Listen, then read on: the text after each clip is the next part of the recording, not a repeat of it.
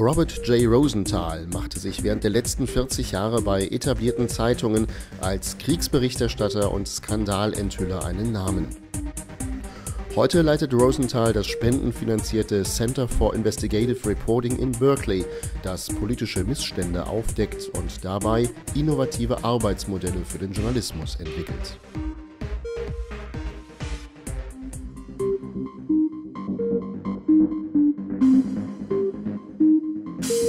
You know, it was sort of, I was in the first wave of big newspaper editors in the United States when the downsizing began to probably get fired. I was among the first group.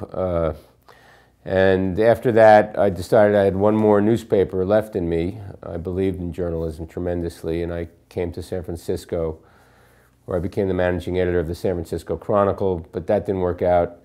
I think what I really felt was that newspapers, because of the economics, were in a tremendous decline, as we all know. Many forces affected that. And newspapers were not a place where really you could innovate anymore, especially for-profit news organizations, publicly traded. So I left the San Francisco Chronicle in the spring of 2007, around 2 years ago, and came to CIR with the goal of growing it and also trying to create a new model for journalism, especially investigative reporting.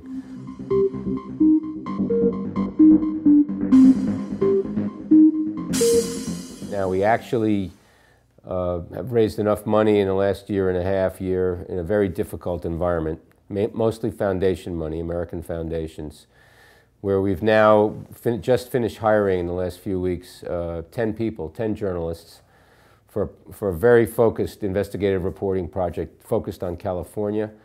And for those 10 jobs, we had close to 700 applications, which is fantastic for us, but a very sad commentary on what's happened to American journalism over the last 2 to 3 years, 5 years really. So we're very excited about what we're doing here.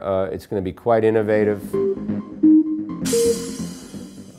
We're really thinking of new ways to tell stories, and the whole arena in this country right now of nonprofit reporting, nonprofit investigative reporting is very vibrant with a lot of innovation and a lot of people really trying to get involved in it. So our model is based on collaboration with big or other media. We have a website, but we are not a publishing company. Our goal is to have impact and make as many people available to see our work, view our work, listen to our work as possible. So for example, we might work with National Public Radio. We did that during the 2008 presidential campaign. We also worked with the Los Angeles Times, the major newspaper in California and one of the major newspapers in this country. But the really innovative advance in front of us is the concept of doing a story, whereas traditionally you might do it only for a newspaper, but take that same story and break it out into multimedia pieces where you're taking that same information and there may be video for handhelds.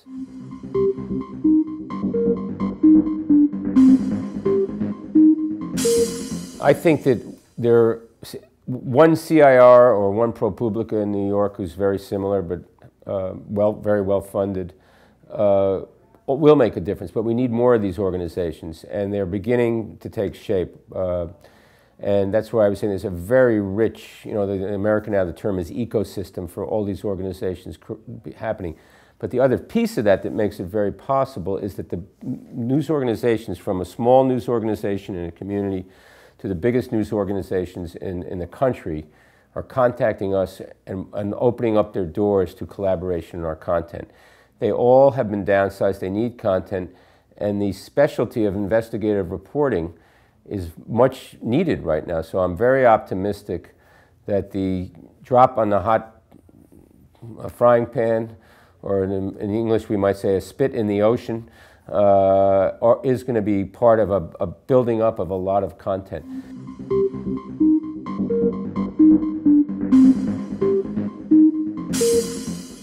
Now, this is very interesting at a time when the definition of a journalist has shifted. Is a blogger a journalist?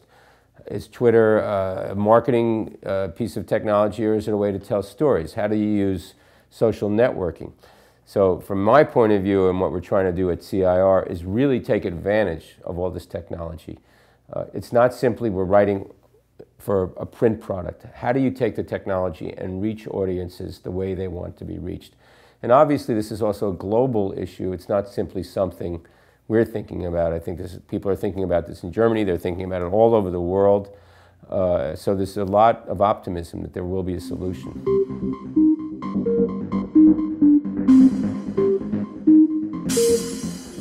I don't know. I mean, I could say whatever I thought, but I have no idea. I think we're seeing, and I can see it personally with what's happening here, a rebirth, a renewal, a tremendous sense of energy and opportunity around it. And it's not just from nonprofits. I get phone calls from venture capitalists, people who believe that information and content is valuable.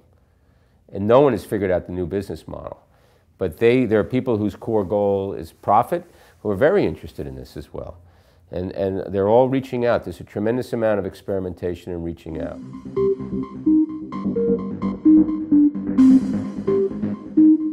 I think that there's in this day and age and today, the role of journalists, I think, is more crucial. There's anybody, and we're seeing it, there's information everywhere. And there's an information overload.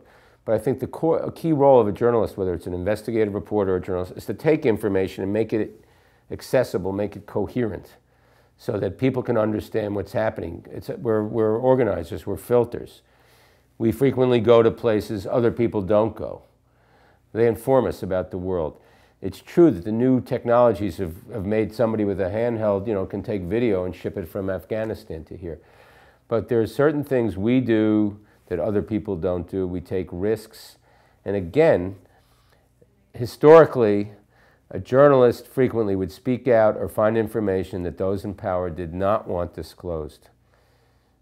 I'm about to sit down. The thing that we want to really create and instill in our culture and what we're doing is not only the collaboration internally but externally, but really be a place where ideas are honored and everybody should feel very comfortable really thinking about innovative ways to not only do the journalism and the reporting, but how to tell the story. So again, this is really it's not like working, I've had these talks with new staff at the Philadelphia Inquirer and the San Francisco Chronicle.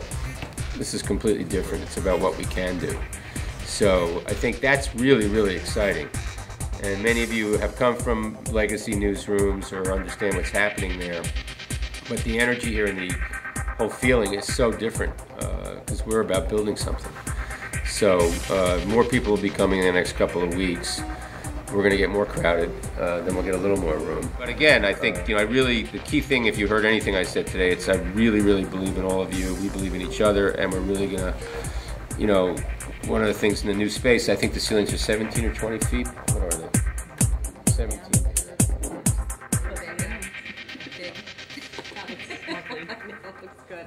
I started here personally because I wanted to work with something from the ground up.